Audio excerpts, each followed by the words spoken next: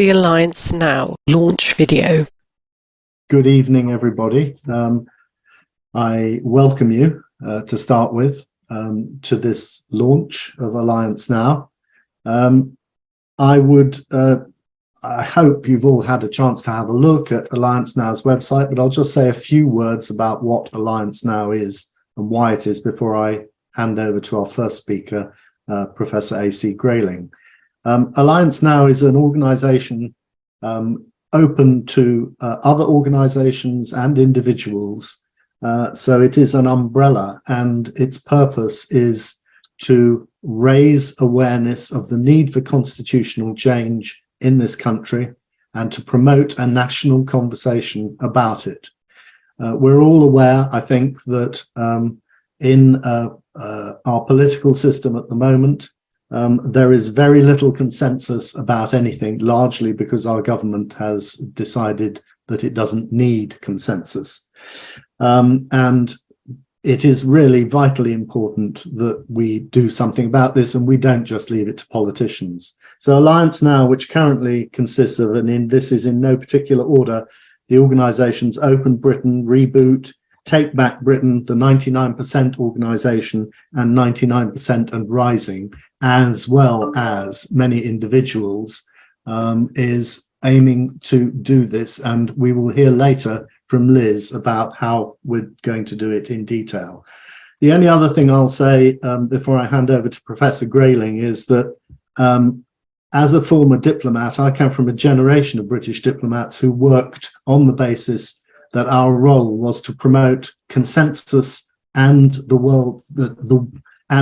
operation of the system of law and good governance throughout the world. It's even more important, I think, that this happens on a national level. And at the moment, it's clear to me that it isn't, largely because of this government. So we have a large task ahead of us. And the next government, which I very much hope is not anything like this one, will have a large task ahead of us. And by having this national conversation, we should be able to generate ideas which we can feed in, because they are going to have a lot to do. That's it from me. We have an hour. I'm now going to hand over, he needs no introduction from me, but Professor A.C. Grayling, philosopher, author of more than 30 books, who is going to speak to us now and give us his views of the current situation. Professor Grayling, over to you. You need to unmute yourself. My apologies, unmuted. Thank you very much indeed, Simon, and good evening to you all. Well, you're here because you know that our country is in a bad situation. We are not happy with how things are going, the direction of travel. We've seen one problem after another bubbling up. I mean, a day doesn't go by without some difficulty, some decision in court about a government policy, another minister resigning, a situation which is, for all of us, I think, disconcerting at the very least, but certainly a marker of the fact that we do need very serious thought about how to change, how to reboot, how to get our country on the right kind of footing. In fact, the events of recent years, and among them, of course, would be the Brexit phenomenon, have exposed the weaknesses of our constitutional arrangements and our political arrangements. Back in the 19th century, Leslie Stephen, the great editor of the Dictionary of National Biography and father of Virginia Woolf, wrote in an essay that the doctrine of the sovereignty of Parliament meant that Parliament could do absolutely anything it likes. It could legislate that blue-eyed babies should be killed at birth, which, by the way, probably mean all babies, since most of them do have blue eyes when they're born. And John Stuart Mill, who was also a commentator on our constitutional arrangements at the time, wrote and said, well, such a thing would never happen because our members of Parliament are gentlemen, he said. Now, what that implied was that an unbridled constitution, and one which is also uncodified, some people describe it as unwritten, but that's an error, it's an uncodified constitution, meant that more or less anything goes, and that therefore what we have to rely upon is the restraint and the good offices of the people who put themselves forward for public office. Well, the idea that our MPs are gentlemen, that's a ship which seems to have sailed a long time ago. And we now see that we need to hearken to a remark that was made 2,000 years ago by no less a person than Livy, the great historian of Rome, who, in talking about the expulsion of the Tarquins, who had been kings of Rome, said that what the Romans had done was they had replaced rule by men by the rule of law. In other words, that they had devised a constitution and a constitutional order which made the operation of the Roman state for many, many centuries thereafter a very successful and functional one. Not that I'm recommending that we adopt the Roman constitution, but that we do think seriously about our constitutional arrangements, and in particular, thinking about our electoral arrangements.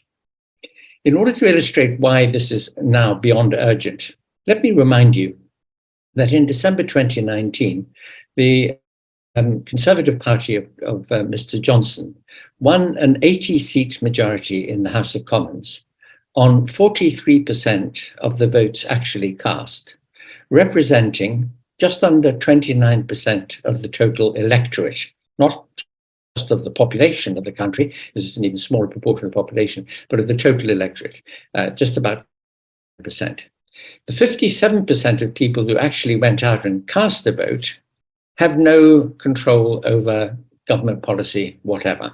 Of course, that 57% produced some members of the opposition, Labour Party, Liberals, one Green, and SNP, and they can make and sometimes do very forceful speeches in Parliament. But in the end, it is who goes through the voting lobby that counts. And with a big majority, the governing party can do what it likes.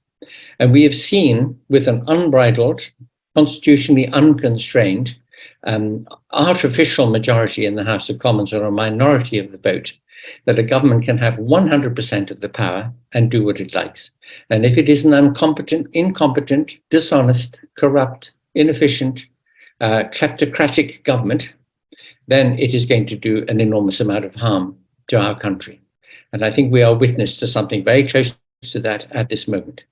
And so one of the very first things that needs to be discussed is how we put that right, how we are represented in our legislature and in the executive in this country. The system of parliamentary representation at the moment is unfit for purpose, it's undemocratic.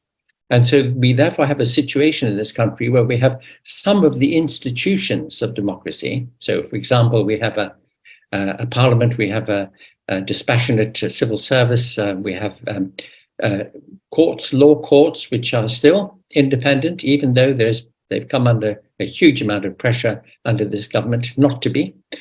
We had an independent public service broadcaster until a few years ago, the BBC, but most of these institutions are incapable of performing the functions required of them in a democratic order if the government of the day is itself undemocratic. That is, possessed of 100% of the power on a minority of the vote. And that is a situation which has to change.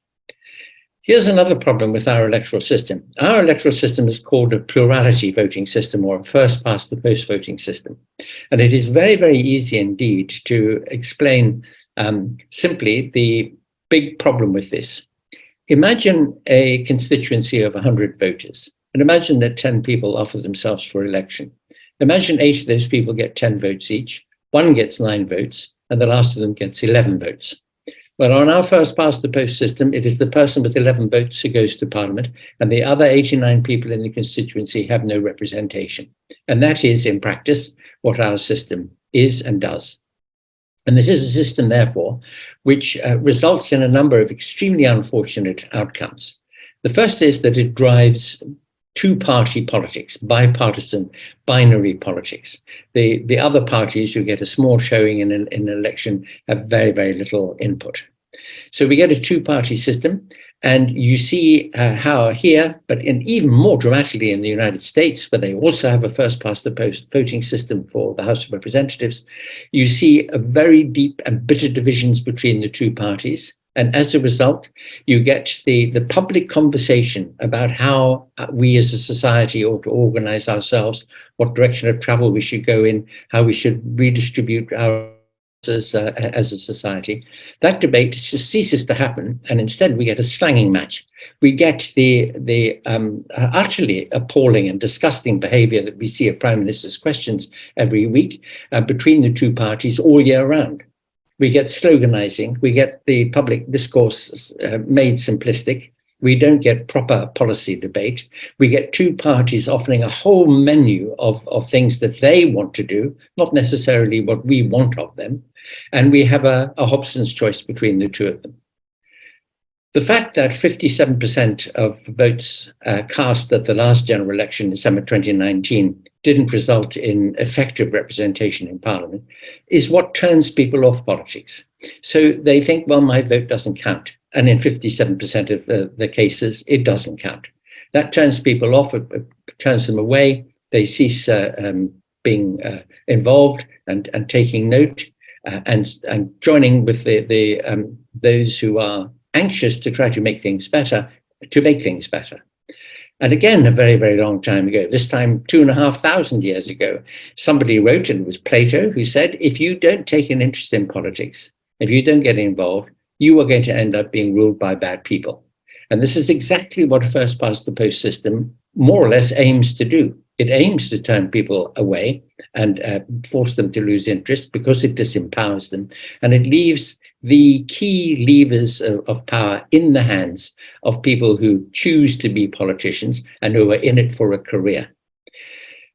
In thinking about how we should try to reorganize ourselves in our society, therefore, we have to think, first and foremost, it's a very, very crucial point, this one, about our electoral system. But we also need to think very seriously about how we organize ourselves constitutionally. Now, I'm not suggesting that we should write a whole new constitution, although that I think is one of the major options that we ought to be thinking about. But at very least, we ought to be thinking about a situation in which there can be obviously corrupt and dishonest people. I mean, people found to be so by our own parliamentary procedures, and a government which is passing laws that are that threaten to be in breach of international law, and laws which go against an entire tradition in this country of small L liberal, tolerant, accepting, open-minded political action and thought, closing down on protest with no redress. We have to wait perhaps another year for an election to try to get things changed. And what are we offered? Well, are we really offered a straightforward redress, a proper reform, a wholesale rethink about how we do things? No, it looks at the moment as if we're just being offered business as usual. And this is why it is so important for Alliance now to exist, because we need to get everybody together, cross-party, across interests, people from all walks of life, people from all occupations and all sectors. We need to get together and we need to have a discussion. How we as citizens are not going to sit here passively being offered a menu by one of two main parties who want to continue business as usual and who are not interested really in the radical reform, which is now so obviously and urgently needed. But we citizens have got to come together. We have to discuss and debate. We have to have a rich conversation about what we want to do. And out of this, we want to bring some ideas, some public policy proposals, some consensus amongst us about resetting the course of our country. And we need to do this sensibly. We need to do it in a properly deliberative way. We need to listen to one another. We need to be properly informed. We need, even if we do bring a whole lot of preconceived ideas to this discussion about what we would like to see, and there will be some people who want to abolish this and abolish that and change this and elect that and so on. And it is not always clear that these, aspects of the debate are necessarily the ones that should be implemented first or implemented at all, that there may be different ways of thinking about how we should reconfigure our institutions. But in order to find out what we reflective and thoughtful and concerned citizens would like to come up with as a result of discussion and deliberation among us, in order to do that, we need to have a platform, we need to have an arrangement. And just in a moment, Liz Crosby is going to talk to you a bit about how we're going to do that here in Alliance Now, because this is the endeavor, to have a citizens process, citizens discussing, citizens coming up with ideas, citizens saying, this is how we want to reconfigure our society. And of course, one of the important first things that we will be saying to the political parties is, we're tired of being just told by you what you are prepared to offer us. We want to have a big input into this now. It's not going to just be party activists and party leaders who make decisions, but we as citizens from across the board. And that is the aim of this. I end on the following point. These are bad times for our country, there's no question. But bad times are also times of opportunity. And it's when things go wrong and when there is upset and chaos that the possibility of making things change and changing for the better is offered to us. And this, therefore, is an opportunity that we must grasp. It's no good sitting, on one's hands. It's no good just turning away and thinking, oh, it's all such a terrible mess and there's nothing we can do about it. Each one of us can be a pixel in the of a new and a better way of organizing ourselves in our country. So I urge you, be part of this. This is a real opportunity here for us to do some thinking, discussing, and making some changes. Thank you very much. Thank you, Professor Grayling. I see that there are a lot of messages which we're monitoring coming in about chat not working. We have tried changing the settings and we will try again, but there seems to be some technical issue that we can't solve at the moment. In fact, I'm being told we don't seem to be able to change it. Please use the Q&A. I mean, use it fairly freely. That's being monitored all the time. And we are picking up questions that people are asking there, and we will reflect those in. There was one early on from a lady called Sarah Vaughan. I'm going to suggest that we take that question about the difference between reboot and unlock democracy once Liz Crosby has spoken, and I'm going to hand over to Liz in a moment. For those of you who don't know her, she is the energy and driving force behind much of Alliance Now, as well as Reboot GB. She's the next chair of the co-chair of the Green Party, and she's been working extremely hard on a number of projects, which you will see if you go and look at the Alliance Now website, the Citizens Charter, and also the Principles of Good Government. So, Liz, I'm going to hand over to you now, and then we will do Q&A towards the end, if that's okay. That's great, thank you. I am going to go through and talk about the kind of logistics of this and hopefully explain how Alliance Now fits into the overall progressive community. So first off, I've got to manage to share screens, and if I can do that, then hopefully things will work. All right. You should now be able to see all with Alliance Now underneath. Yes? Okay. What we are about is very much what's in the name, which is to create a space where we can all gather and we can talk through the challenges that we face as a country. You just heard a bit about me. I am taking the role at the moment as project director on this to move this along and bring it to the wider community, and we will progress it as it gains momentum. The mission, which is very much about the things that Anthony has just described, repairing, rebuilding the democracy that we have. So we are reorientating what is there, and there are many good things about our society, but we have left things to go somewhat towards rack and ruin, and we are seeing the consequences of that. We believe change needs to happen at a fundamental level within our democracy. So obviously we have a request for a properly representative electoral system. I don't think anybody in the community would disagree with that. We need a constitution which has guaranteed rights and sufficient checks and balances. We have heard very eloquently about the failure of that. We need a government that's honest and acts reasonably and in the interests of the public good. And we'll talk a bit more about how that moves from an idea into practice. But just to kind of explain where we're at, this is an alliance of organisations.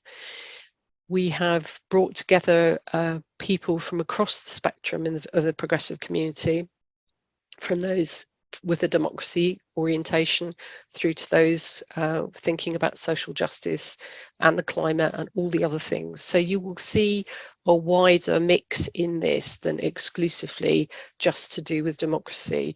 But one of the things you will hear from me is that nobody gets what they want unless we have a functioning democracy. So it's very much about how do we work together for that new democracy so it delivers and gives opportunities for the other policy agendas to come forward. The current situation, no, I'm not going to depress you anymore because it's really bad enough reading Twitter every day without me, ramming it home. It's a repressive government and becomes more repressive every time it meets reality. But also the official opposition is pretty much failing to provide us with any real alternative. I know there are many on this call who are Labour Party supporters, and I personally would like there to be a non-Tory government. We all want that, but we have to be realistic that we are not being offered a Camelot version on the ballot paper. And one thing that is also of grave concern is that the community is divided.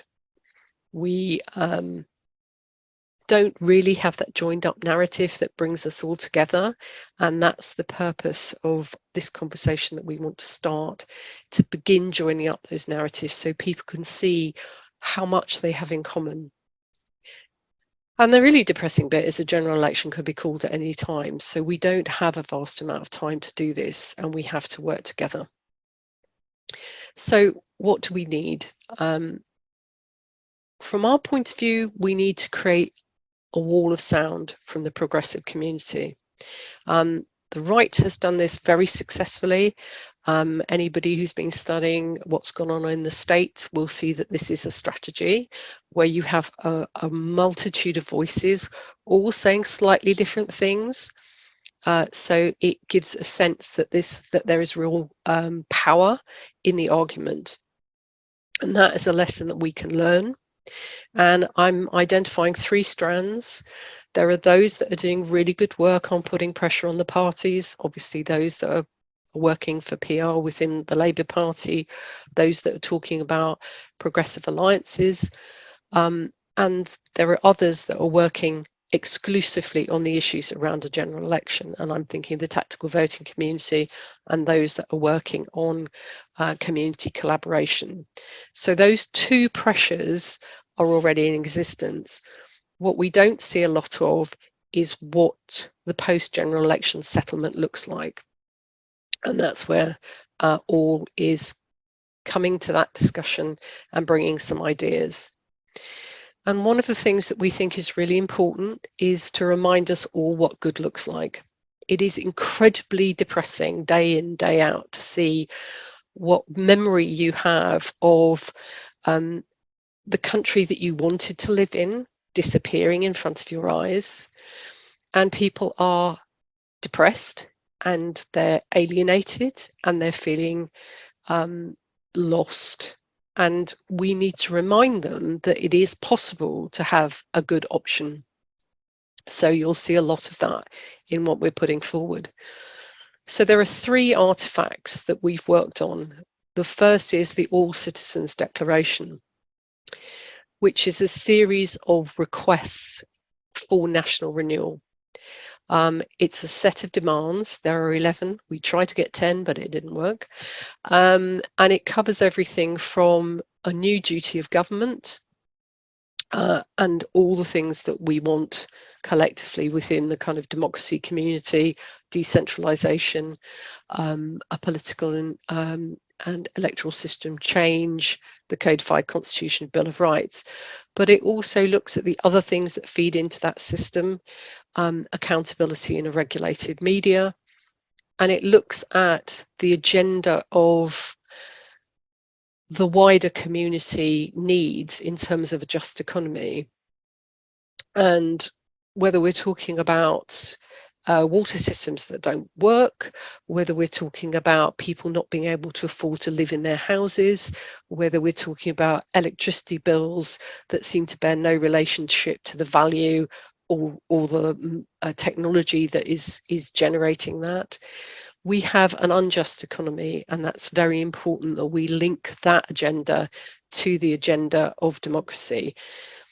We might get lots of democracy geeks on this call, but if you stand on a doorstep, people are not beating you about the head for change of the democratic agenda. What they will tell you about is the cost of living crisis. They will tell you about the failure to get NHS treatment. They will tell you about the systems that don't work. So if we want to get them excited about the other things, we need to make those linkages, and that's what this is about. So it's been designed to appeal to the broadest community of those that want the best for us, our country, and a better future.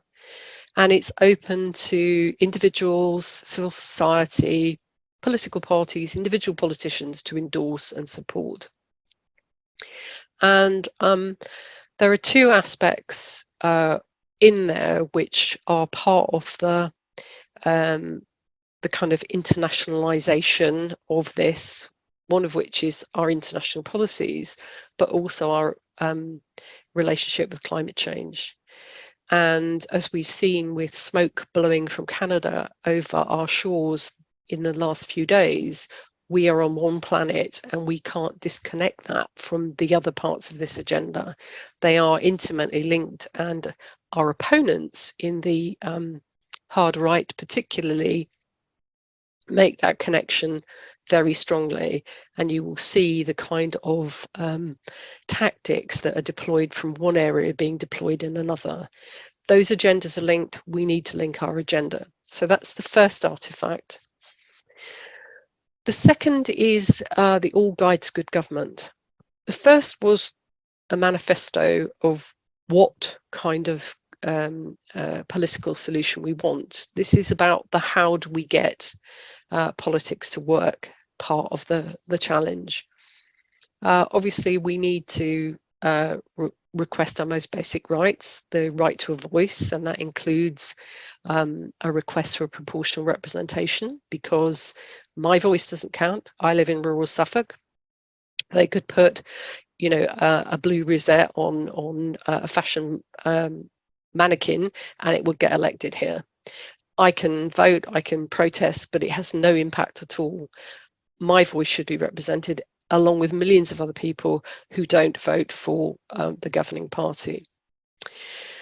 We need a right to good government, and we need a right to just laws. And we've seen the erosion of those rights over the last decade and more. But if we're to have those rights, we have to have a government that is fit for the 21st century. And a lot of the problems that we are experiencing in our society are now because of short-termism. We have a system which is built to think in electoral terms, but the problems that we are facing as a society don't fit into those 5-year boxes. So we need not just to think about how we elect people, but we need to think about how they govern. And the expectations that we have as citizens that the government is going to make our lives better are not met.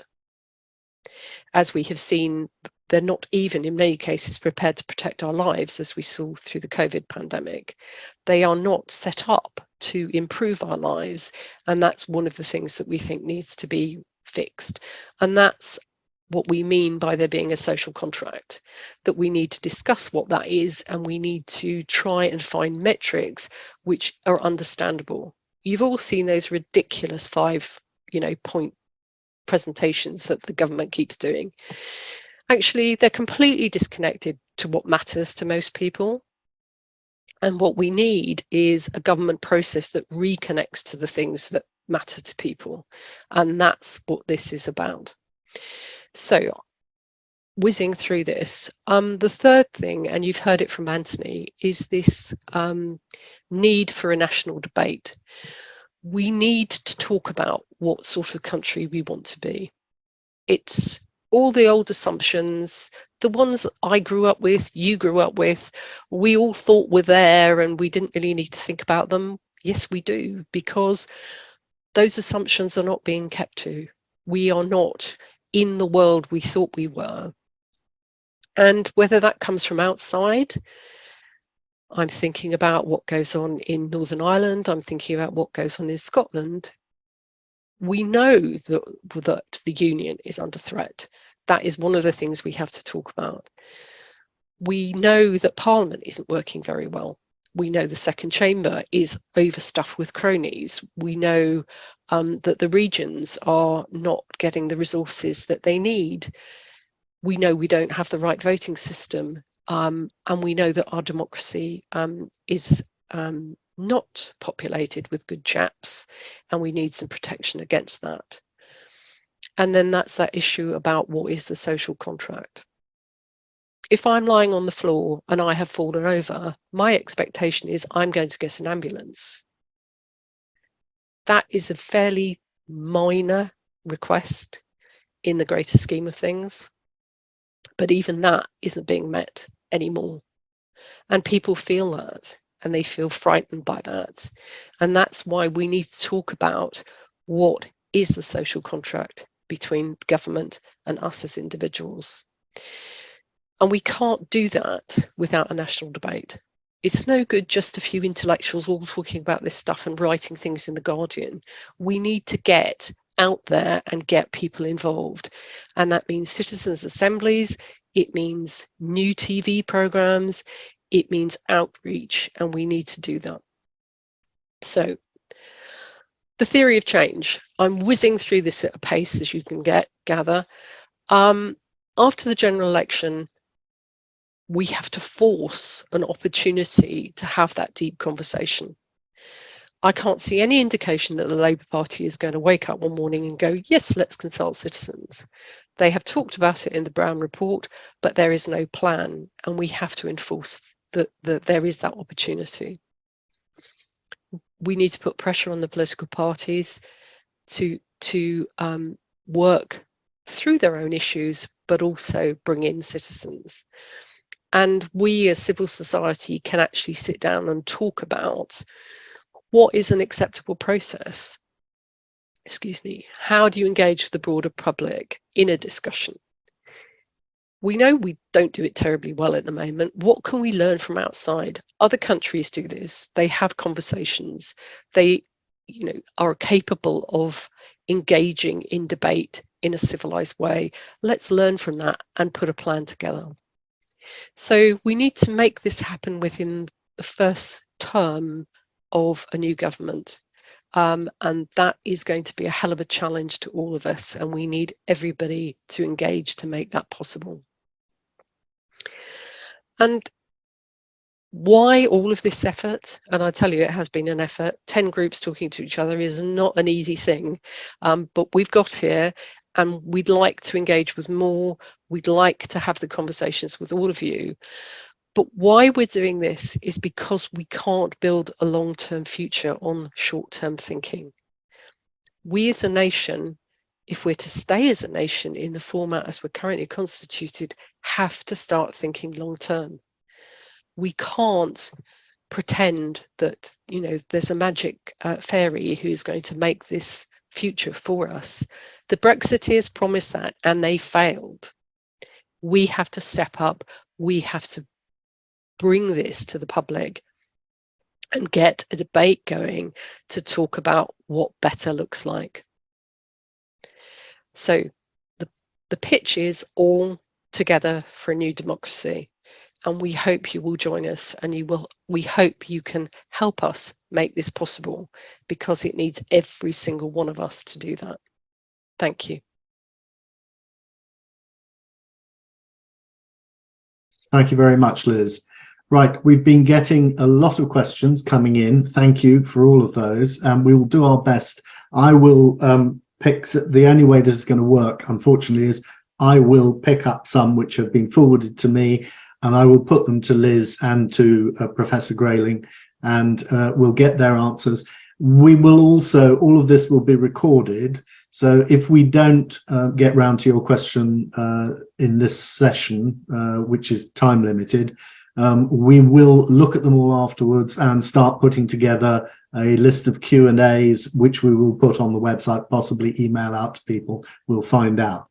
Right, so the first question I had on my list was from Sarah Vaughan, and she asked, how does Alliance Now differ from, e.g., Unlock Democracy? That sounds a bit like your question, Liz. Can I put it to you?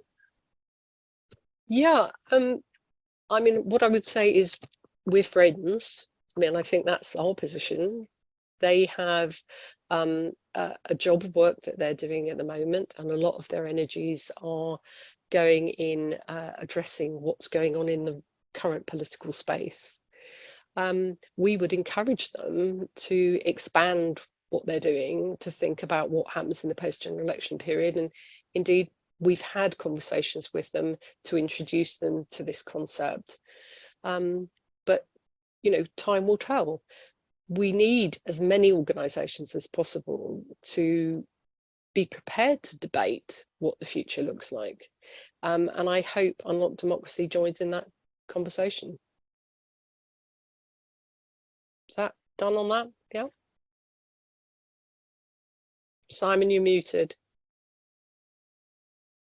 Yes, unless Professor Grayling wants to add anything to that. But if not, I've got a question which I think he will want to speak about. Could I add one thing, which is that we very much do want to avoid treading on toes and duplicating, but we want to work together and pool resources and meet up and converse, exchange ideas. I think it's terribly important now that the whole sort of confederation of progressive and reform-minded people and organizations should be as fraternal as possible.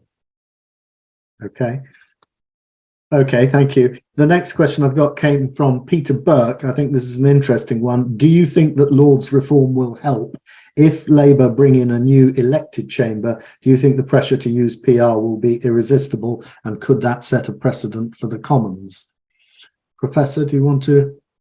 Yes, I mean, I think if a second chamber is going to be elected, it's going to be very, very important that it shouldn't become a kind of alternative House of Commons, if you see what I mean, creating the difficulty of two democratic centres of power potentially paralysing one another. Something of that kind does tend to happen a bit in the United States, even though the Senate is not a democratic house, it's a state house. But the degree of power that it holds is such that there can be very tense standoffs between House of Representatives and the Senate. And what one doesn't want to do is to duplicate that. Nor does one want to have a second house which is just stuffed full of yet more career-minded politicians, just yet more versions of MPs. I mean, the House of Lords at the moment has been polluted and degraded by the appointment of dozens and dozens of party donors and cronies and people who have absolutely no credentials to be there, whatever. And yet it has been the House which has been, like the little boy with his finger in the dike in the Dutch story, against some of the worst excesses of this current government. Personally, in my own personal view, and it's not one that I'm going to die in a ditch for, because this is a conversation we're having and a decision we must all come to.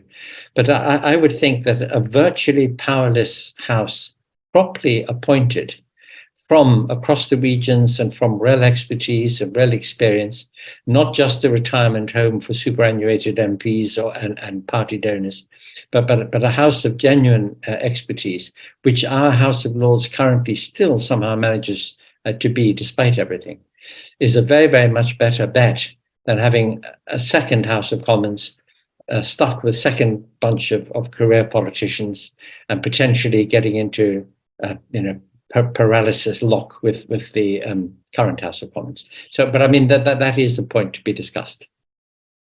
Liz, do you want to? And then, sorry, on the point, sorry, Simon, but just on the point that if a second House were elected on a PR basis, well, look, the fact is that absolutely every single body, elected body in this country, other than the House of Commons itself, and this even includes the chairman positions and chairwoman positions of select committees in the House of Commons, are elected on one or another form of proportional representation. So it's not as though our political class doesn't know about proportional representation. It's doing it all the time in Scotland and Wales and Northern Ireland and in Parliament itself and for mayors and so on. It's only the House of Commons, which is this outdated, undemocratic, divisive, and counterproductive system, and why it sticks to it, and why the Labour Party hasn't yet come out very, very firmly in favour of reform, beats me. Okay, thank you. Liz, did you want to add anything to that? Yeah, I think my own personal view, and I think there should be a debate. My own personal view is I think we need more expertise. I think we need people who understand more about the implications of legislation. But I don't think you can just change the upper chamber. I think you need to change the culture of the lower chamber. And I think you need to make sure that there is proper scrutiny in both houses. One by elected representatives in the lower house, and then by people with real expertise in the upper house. You can't have MPs as superannuated councillors trying to fix every single failure of state and systems within the country at the same time as scrutinising legislation. So we need to actually think about what is the function of both houses.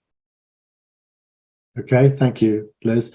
I have another question which came from Anon, so I don't know who it is, but I think it's a very important one, which is how do we engage youth in all of this? Have either of you got any ideas that we can use? Liz, I see your hand is up. Yeah, I mean, one of our founding organisations is the 99% Rising, who are all under 25. And that's been really interesting in the way that they see the world. And their sense of economic injustice and their sense of inheriting the climate emergency has been a really good balance to those of us who want to go all super nerdy about exactly which bit of the constitution we need to change, because we need to actually connect with the agendas where people are at. The housing agenda is dire if you're a young person. The situation with education and the aftermath of education and the tax rates, I could go on and on and on. So that's one of the reasons why that this patchwork quilt has been built, very much thinking about the needs of young people. And now it's our job to communicate that. And that's where we're going to have to get some help from the right skill set, because a bunch of boring old farts like me is not going to cut it with the under 25s. So we have to talk to people in their own language. As Grayling, do you want to add anything more? I endorse all that. I mean, as a university educator, I can tell you there are some very, very bright, very energetic, very committed, and very troubled and worried young people out there. The world, is on fire. I mean, one of our images, as you saw there in Liz's wonderful presentation, is of the burning globe, the climate crisis. But it's only one of the crises facing us at the moment, although it is an existential one. We can deal with that. Then we've got to cope with the fact that the whole world seems to be moving rightwards politically. Things that we cherished and took for granted, as Liz saying earlier, in the way of our rights and liberties. That's something which is very much missed. Our relationship with Europe and access to it, our fraternity with Europe, that's something which young people worry about as well. So there are a number of movements. So, for example, the Young European Movement, which is open to people aged 35 and less, although at any age one can become an associate member and supporter, I should mention. They are very, very enthusiastic about the idea of getting back into Europe. All these different moods and attitudes and the organizations which give them expression should all be, regarded as allies and partners in the endeavor that we're set on here, because of course the future is theirs. Okay, thank you. I see that Ros has chipped in and said, thinking about the question about engaging youth, it's clear our young people are brought up in near complete ignorance of how government works in the UK. Can we develop as a priority a schools programme linked to the curriculum? When I went to school, we were taught something about it, and I believe there are still lessons, but how much impact they have and how appropriate they are, I don't know. I don't think we're in a position to develop that programme directly yet, but it seems to me it's certainly something that could be asked for. Liz, have you got views on that? Well, my own personal view is if we get enough resources behind this initiative, we've got to talk to them on TikTok, because, the educational process is too slow for the formulation of the views that we need in the time frame that's available to us. So we're going to have to use every single trick in the book to get their attention, and those are the spaces that they live in. They live in the virtual world. They're not analog generations, so we need to talk to them in the space that they live in. And if it's us or Korean hip hop bands, then we're going to have to make ourselves really, really interesting. Okay. Going back to the House of Lords, I see Tom Brake from Unlock Democracy has commented that Lord Falconer said yesterday he expected only very minor changes to the House of Lords under Labour. I think I've seen similar comments as well. Getting rid of the hereditaries by stopping the by-elections and limiting the size. So yeah, that was an interesting indication of the way Labour is thinking. I think we all appreciate Labour's going to face a huge raft of work to do, but I do think it's very important that they recognise that changes to our constitution are key to solving some of the crises we face. A simple but straightforward question came from Pedro, which was, how can we help? Liz, how can Pedro help Alliance Now?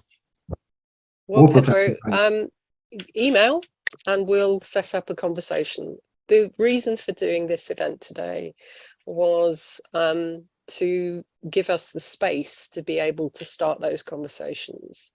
We have an enormous amount of work to do to go round civil society. There's something like 2,000 individual groups that are involved in this agenda. Even to scratch the surface of those is going to take time and effort. So anyone who wants to come to us is fantastic. We'll set up calls, but we are going to have to go out to a lot of people, and that's the next phase of this endeavour, to bring as many people as we can under the all umbrella, so we can all support each other, because that's the key part of this. We are not competitors. We are actually all potentially people who can support each other to reach the goals that we're looking for. And that's what we're going to try and endeavour to do, both as a culture, but also as a team. Professor, you got anything to add to that one, or shall I move us on? I think move on, Simon. We don't want to. I will keep endorsing everything that Liz says, because she's on the button with them. Okay. Harish raised an issue which I think is very important, and that is about the need for some national consensus so we can have long-term planning around a whole host of issues. I mean, you could say education, foreign policy, all of these. We do need some sort of national consensus. I think that's part of the aim of not only Alliance Now, but other organisations as well, but particularly Alliance Now, to make us look again at these sort of issues and how the Constitution works. It goes straight to the heart of what Professor Grayling was saying about the failings of FPTP. Liz, Professor Grayling, do you want to add any comment on that? Well, I will say that in the situation that we're in at the moment, we see political parties offering manifestos, and then partly, of course, because of what Harold Macmillan called events, dear boy, they do have to change course sometimes or introduce new initiatives or do things differently from the way they promised them in the manifestos. But one of the things that you noticed on Liz's presentation there was the concept of a contract with society. And, implicit in the idea of electing people to do a job of work for us, which is to go to our Parliament, to find the facts, to discuss them, to listen to arguments, and then to act in the best interests of the country and of the people, not of the party line or not of an individual political career, but to do it in a way which really is a service. These people in government should not be thinking of themselves as our rulers, but as our servants, that they're there to do a job on our behalf, and they have to observe the implicit contract that if they've offered something to us in the way of a manifesto, that's what we should expect from them.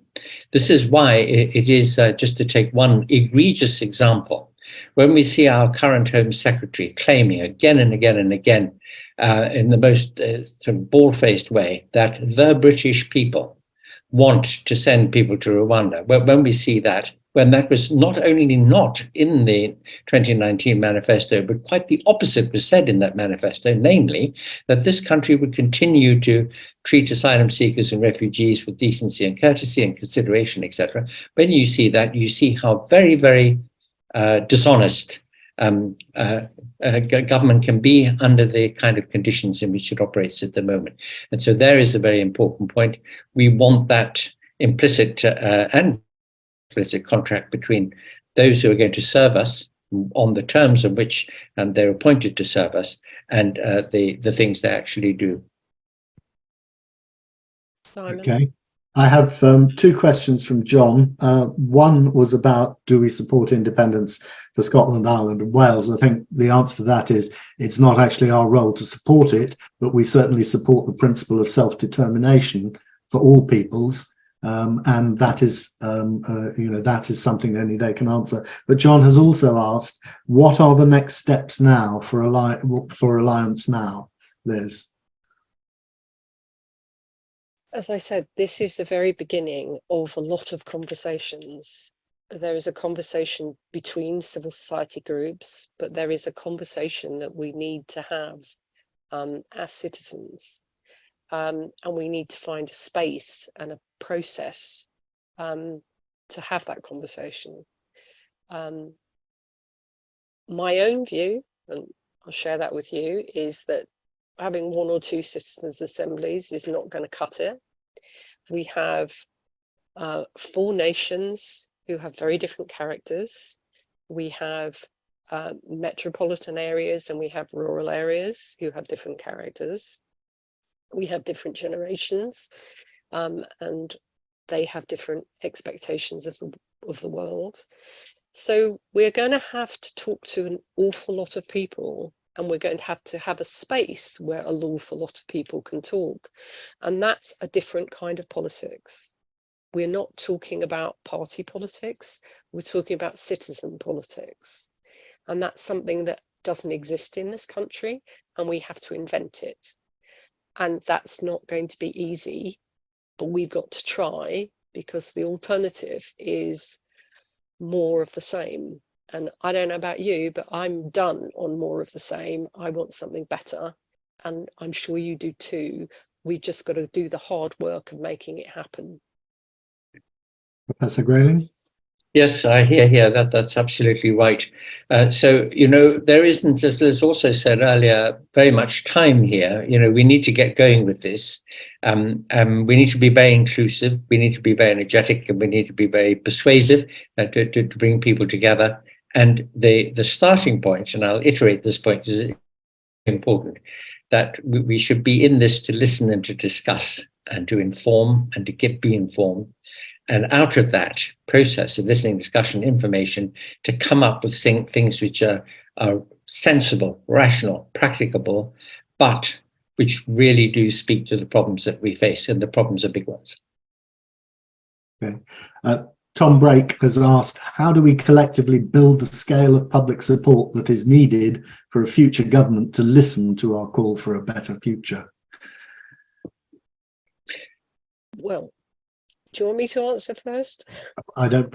It's bums on seats, guys. I mean, if we get nobody turning up, then they're not going to listen to us. It's as simple as that. And we are talking about moving way beyond the usual suspects. I mean, you know, we sit in rooms with, I don't know, 75 people in them, 100 people in them.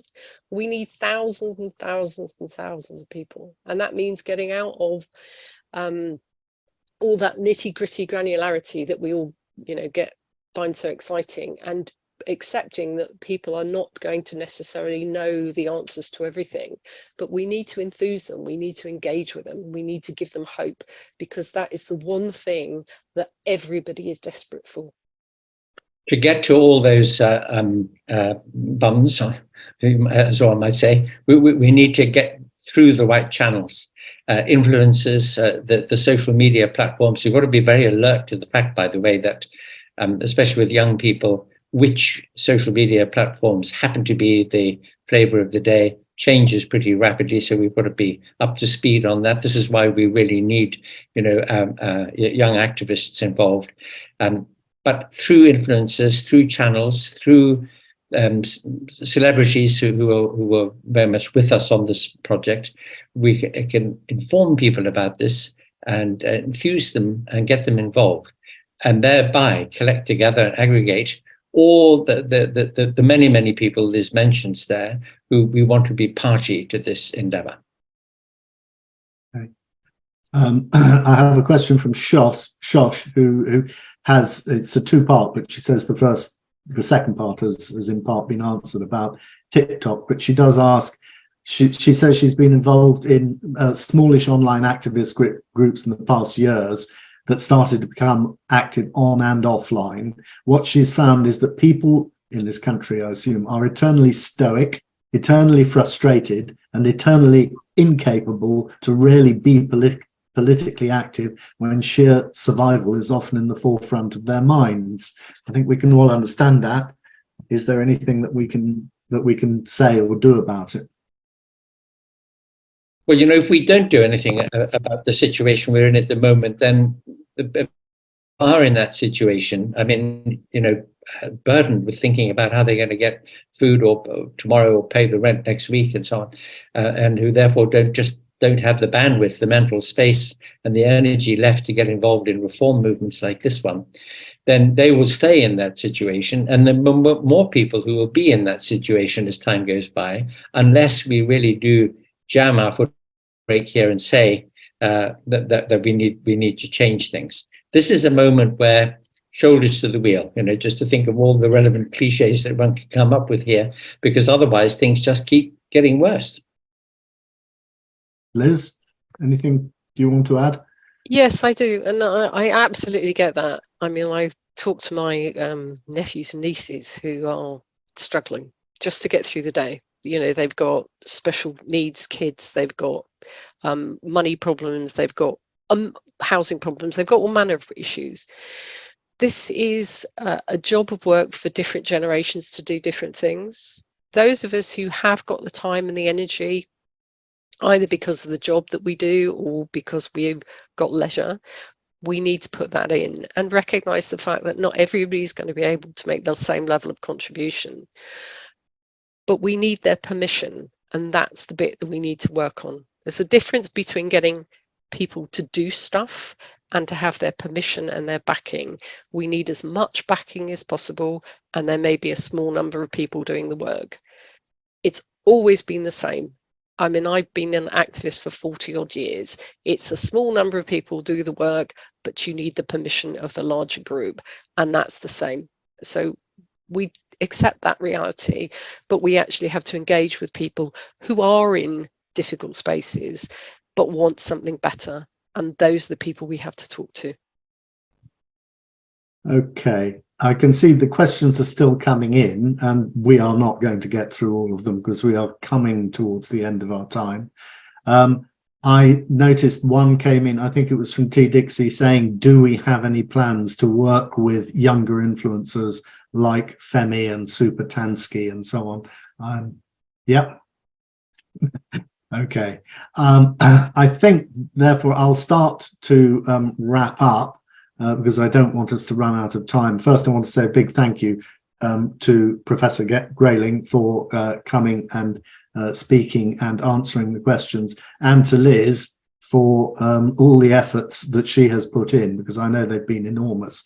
And this is something that's being done on a shoestring, if even that, at the moment. And I think what she's achieved is very impressive. It is the beginning of a conversation. And you can ask us as many questions as you like. We won't necessarily have answers for all of them, but we can at least begin to have a conversation and think about them. And some of you may have answers which you would like to suggest to us. And please do that, because that may open up new areas that we can think about. Otherwise, Liz, go ahead. Yeah.